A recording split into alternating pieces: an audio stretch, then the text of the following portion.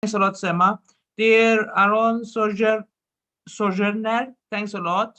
I would like to say initially thanks a lot for joining International Symposium on Economic Thought.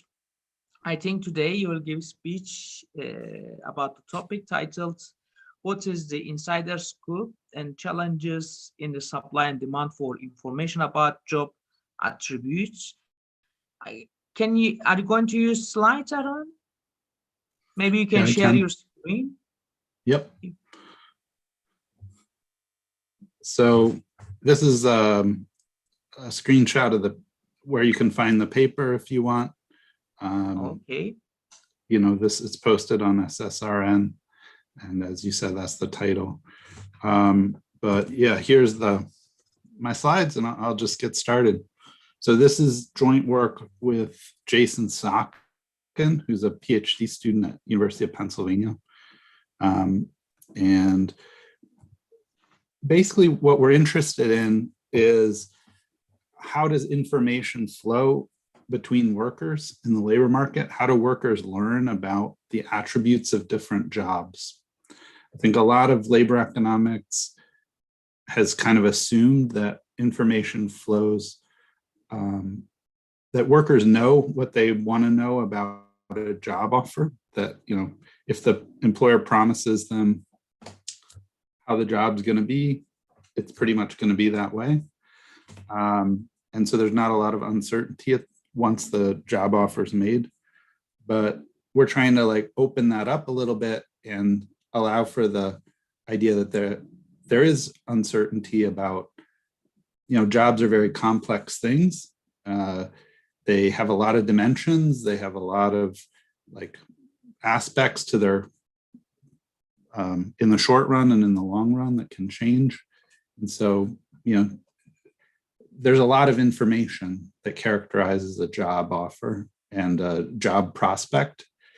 And, you know, we have search models where workers, you know, have to search to find an offer, but once they find the offer, we tend to think that they know, or we tend to model it as if they know what they want to know about the job.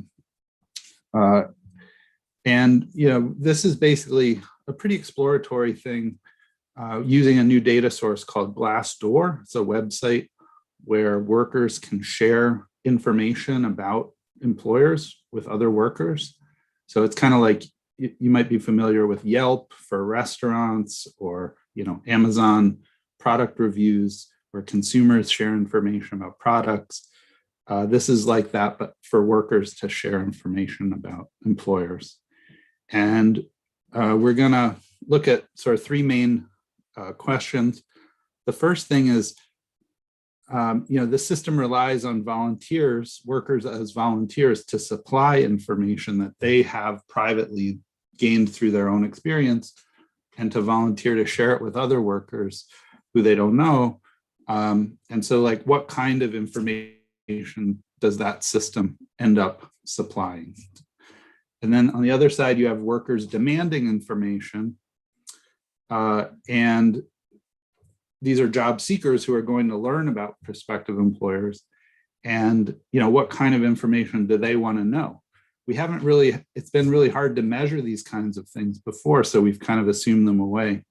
But actually, you know, when you think about somebody deciding to supply information about their employer, they might be very happy and no problem to supply positive information, but it's asymmetric. They might be nervous to say something bad about their employer. They might be nervous to supply negative information, but that might be exactly the kind of information that job seekers really value. And they might be nervous to supply it because the employer might get mad at them. They might face consequences. They might be retaliated against. So we're going to look at sort of in that context, we're going to look at these questions. And then the next thing is, like, does the information affect this worker's willingness to supply labor to a firm? You know, does the information flow matter? Do the ratings that workers give to employers affect the labor supply the firms face? Does that if so, then that would create an incentive for firms to retaliate against negative information.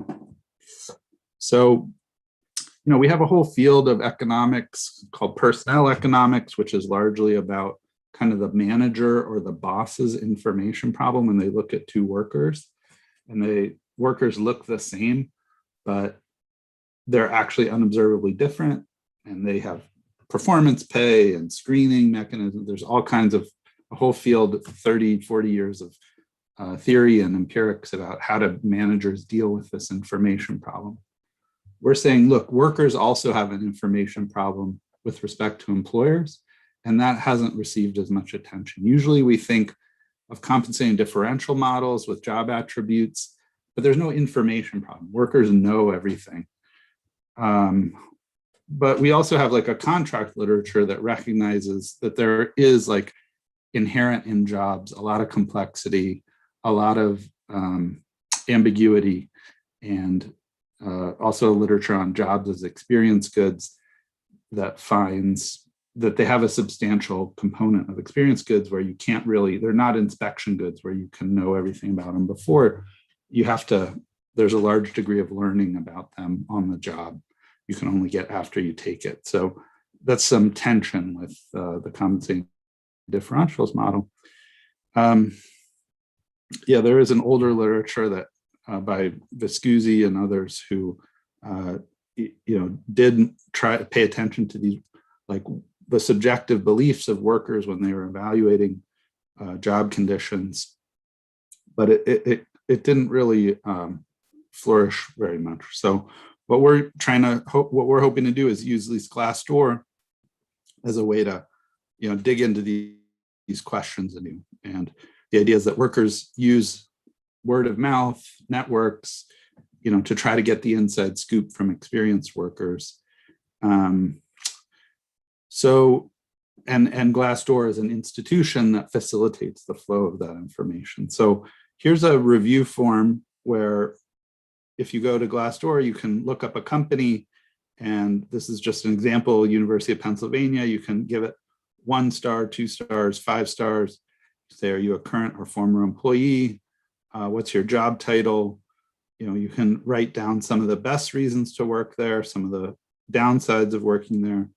And, thank you for contributing to the community. Your opinion will help others make decisions about jobs and companies.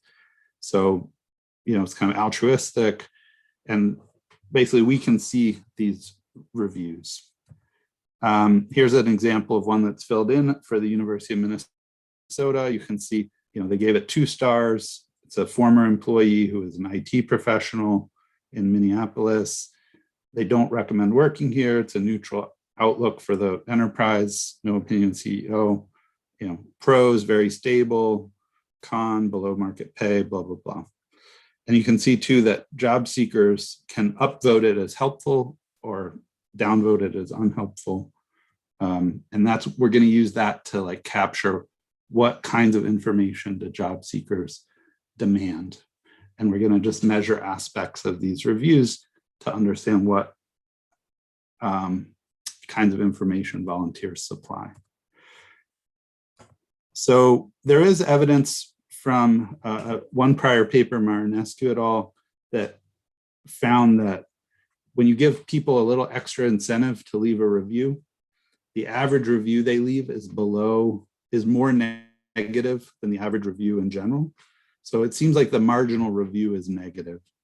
It seems like the reviews that are supplied tend to be positively selected, and there's a lot of missing negative, or there's some missing negative information. And we theorize it could be due to retaliation risk, because like a job is a big deal. It's not like giving a bad review to a restaurant or a printer on Amazon. Like there's, it's the biggest economic relationship most people have is with their employer. And so that's a lot at stake. So what we're going to focus on is volunteers' choices to conceal aspects of their identity. They can conceal their job title and they can conceal their location. And what we're going to test is, why would you conceal? We argue that you can interpret this as one strategy that volunteers use to obscure their identity and reduce retaliation risk. So what that says is that people who are leaving more negative reviews, who are in higher risk situations of being like re-identified by the employer and retaliated against, may be more likely to just not leave reviews, but if they leave a review, they're more likely to conceal aspects of their identity. And so we're going to interpret. So we'd look for some basic patterns. So here we break it down by the size of the firm along the horizontal, small firms on the left. And what we see is that, over 60% of people, volunteers leaving negative reviews, like 1 or 2 star reviews, conceal aspects of their identity, but only about 55% if you're leaving a positive review or you conceal their identity. So if you're leaving a negative review, especially in a small firm where it's relatively hard to blend into a big crowd, you're more likely to obscure aspects of your identity. And also the dotted lines are former employees and the solid line is current employees. And you can see that current employees are, when leaving negative reviews are more likely to obscure aspects of their identity. Probably we theorize again because people are, an employer can levy more retaliation consequences against a current employee than against a former employee. So, the size of the firm, the current versus former, are 2 different margins that govern the sort of retaliation risk. And we see evidence consistent with this, that concealment probabilities are higher in the higher risk situations and with more negative reviews than positive reviews. So we also look and we see that when there's a higher local unemployment rate, so in markets and in months where there's higher unemployment, you see more concealment for current employees and more concealment in smaller firms. So in interaction with when there's more unemployment. So this is like an exogenous, like the consequences are worse to lose your job when there's more unemployment. So again, you'd expect more concealment of identity in those situations. Then we also look, there was a, they changed the platform. They changed so that if you're using a like Windows or a desktop browser to leave your review, you couldn't conceal your identity at sometimes, and sometimes you could, or if you were using an Android, you could or you couldn't. And so it was like the user interface tweaked on across different platforms at different times. And you could see it generated like big changes in people's abilities to, or people's probabilities of concealing aspects of their identity, either their job title or their location. And we use this variation, which is exogenous, as a set of instruments. So we basically compare, this is like a shock to the probability of concealment. And then we're going to ask whether that affects the people's willingness to supply negative reviews if they exogenously become more or less able to conceal aspects of their identity. And what you see is that, yeah, like when workers can have a higher ability to conceal aspects of their identity, so now we're instrumenting concealment with this availability shock, they leave more negative reviews. So people who can conceal feel more free to leave more negative reviews. They're also more likely to be current employees. They're also more likely to work in smaller firms. All of that's consistent with the retaliation risk. We also see that, it doesn't jump out here, but yeah, it erodes the helpfulness of the reviews that are left when people conceal aspects of their identity. That's the sign, although it's not significant here. So we're using this plus or minus 4 weeks around the change in concealment.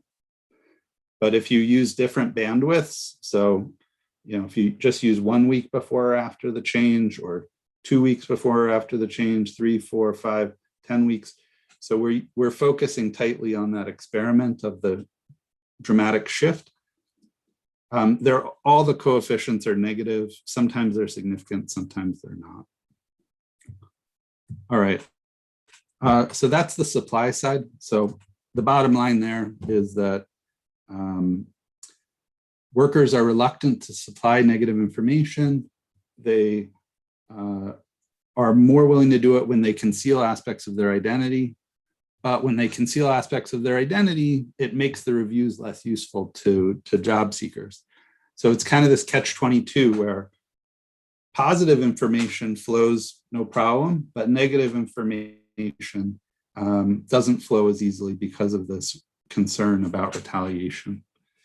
And so you either get like very specific positive information where you can tell who's leaving it, or you can get this negative information, but people hide their identity. So it's really hard to use that information to judge the relevance of it for you. Like you don't know if it was a janitor or a software engineer or a doctor who left the review if they conceal their job title. So it's less useful to you as a job seeker.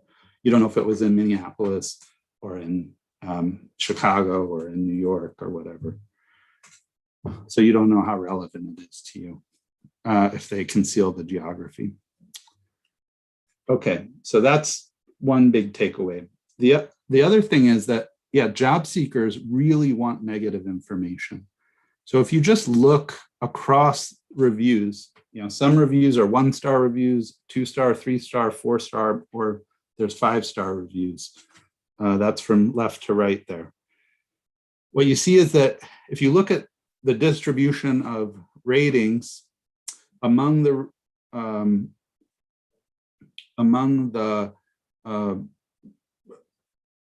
reviews where people vote them helpful, so only focusing on helpful votes, the helpful votes are stacked up on the most negative reviews. There's 40% of the helpful votes go to 1-star reviews, only about 10% of the helpful votes go to 5-star reviews. There's also unhelpful votes from job seekers, and it's like the mirror image. So they find positive reviews very unhelpful, negative reviews are much less likely to be voted unhelpful. We introduced this measure called share helpful. It's just the number helpful over the total number of helpful or unhelpful. And we're going to use that as an outcome now in a regression. So basically, this just does the same thing, but now we're adding in employer fixed effects, year-month fixed effects, control variables for like the language that's used, the sophistication, errors and spelling, things like that, readability. And it's telling the same story. So higher rating, lower helpfulness. More of the votes or a higher share of votes say it's unhelpful. And so star rating is one measure of like positivity of the review, but also you can see, they say, would you recommend this employer to a friend? Reviews where people say they would recommend it to a friend are much less rated as much less helpful by job seekers. And every single one of these different measures of positivity, individually, the relationship is negative. And if you put them all in, it's negative. So like job seekers really find more negative reviews more helpful, like no matter how you cut it. So part of the reason might be because of risk aversion. Just if you have curved utility, you really want to avoid epsilon worse job. That's hurts you more than sort of an epsilon better job. Also, employers might supply positive information just through the job ad and the interview, but you can't get the negative information from the employer directly. There is scarcity of negative information, but that's not the main thing. It's really like people really just want the negative information. So if you look at like companies or times in companies where there's more or less positive or negative information already supplied, it doesn't really change the value of the next review. Like if the next review is positive, it's more helpful. If the next review is, if the next review is negative, it's more helpful. If the next review is positive, it's not really as helpful. Yeah, so, okay, the last thing is, so do firms actually care about this? You know, I told you a story at the beginning about their willingness to retaliate against workers who say bad things, but like, why would they do that? Is this just, if it's just cheap talk, if nobody pays attention, like, why would they retaliate? Like, you can just think about it yourself and your own experiences and your family, and you can recognize that often workers are scared to like speak out publicly against their boss.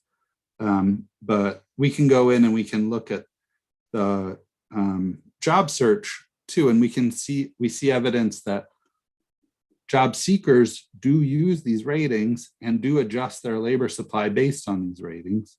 So as a job seeker, I can go on Glassdoor and I can put in a job title and a location. I can do a search. I can get a bunch of job openings, job listings. And you can see that underneath each, so the company supplies this stuff. The company says, you know, our firm is town nursing staff. We're looking to hire a licensed practical nurse in Minneapolis. We posted this 12 days ago. But Glassdoor injects this community rating. The firm doesn't control that. Glassdoor injects that rating, which is roughly speaking, the average number of stars that volunteers have assigned to that company in the past. So you can see like this company has 3.1 stars, this company has 4.1 stars, and you know, you can click on each one, you can get an expanded thing, you can apply here. This will take you to an application form. So the question is, you know, does having 4.1 stars affect your labor supply relative to having 3.1 stars? And what we do is we use a regression discontinuity design to develop evidence on this. We did look at just in the cross section 3.1 versus 4.1. We looked within the same firm over time as their review changes, as their ratings go up or down, does their labor supply change? We do see that you know, higher ratings are associated with higher labor supply, higher application rates. So we can see like how many people are dished up this job listing, and we can see how many of them hit that apply. And so that gives you an application rate per posting, and that's what we're analyzing. But here we do something which is even like tighter to get more credible comparisons. So it's only displayed at the 10th place, so 3.1 or 3.2 stars. But there's an underlying index that's, you know, goes out much farther in decimals. And so what we can exploit is the 100th place. So,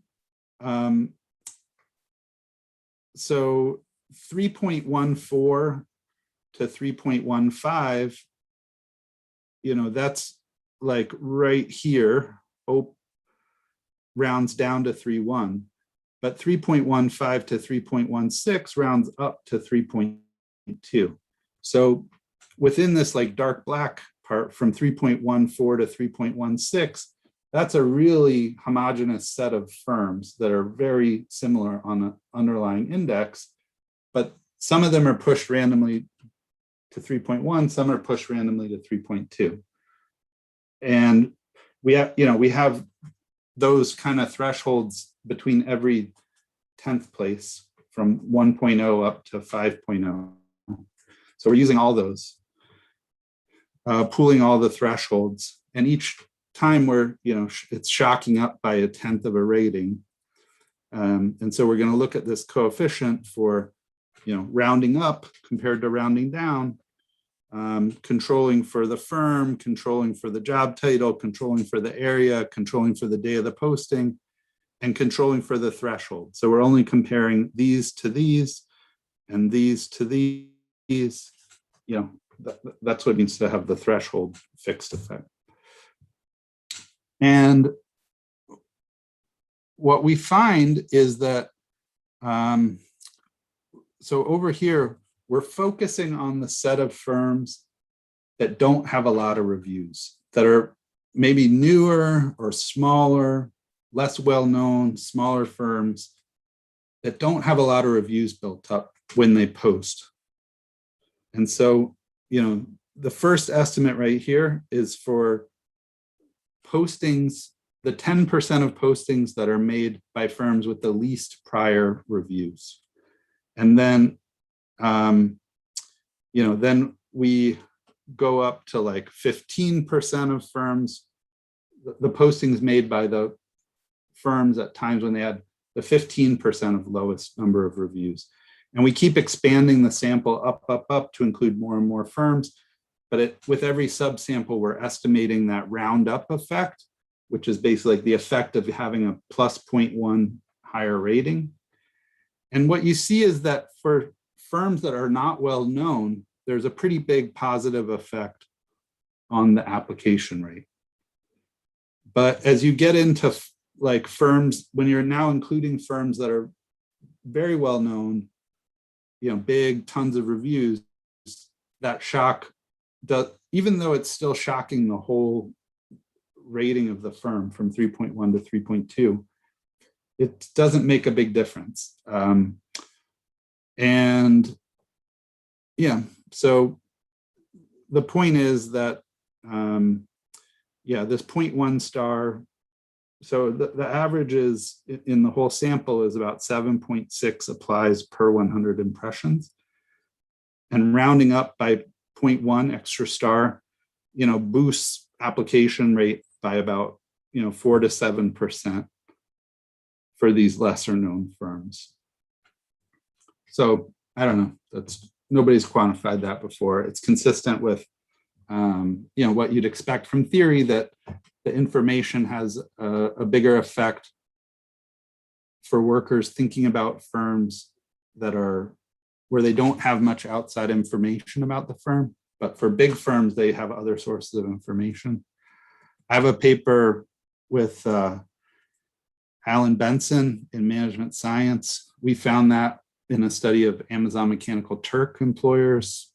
Luca has that with Yelp, with restaurants.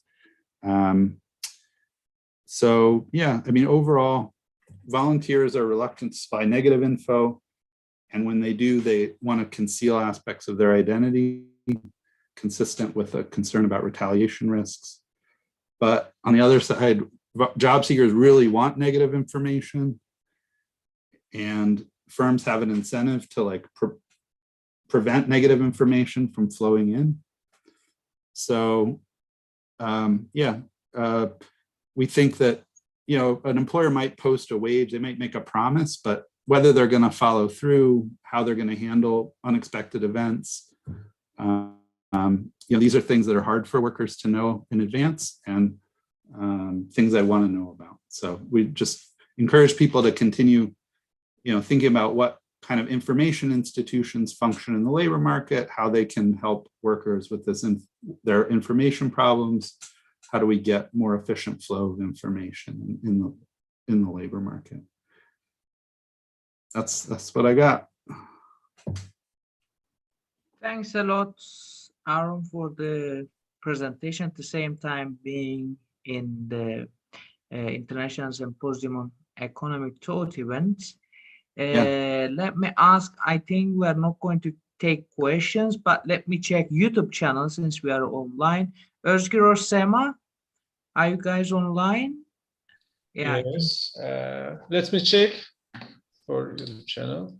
because for special session, we are not generally taking questions, but in case that if we have, Yes. maybe since Ara is here,